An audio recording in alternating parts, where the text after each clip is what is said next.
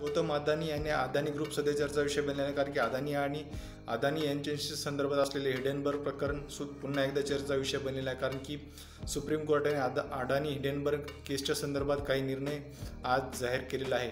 Supreme कोर्टाच्या म्हणण्यानुसार Adani Hindenburg यांच्या अंतर्गत जी अदानी ग्रुपची जी चौकशी सुरू आहे ती त्यामध्ये त्यांची ही चौकशी सेबीद्वारे सुरू आहे, त्यामध्ये आपण कोणताही हस्तक्षेप करणार नाही अशी माहिती सुप्रीम कोर्टाने दिलेली आहे। जर तुम्हाला माझा व्हिडिओ आवडला असेल आणि युजफुल वाटत असेल तर व्हिडिओला लाईक, शेअर, सबस्क्राईब आणि कमेंट्स करायला विसरू नका।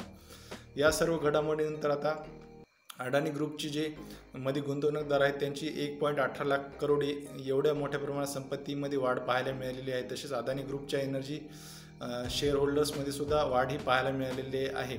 तर टोटल गॅस कंपनीच्या शेअरमध्ये सुद्धा 9% वाढ पाहायला मिळालेली आहे।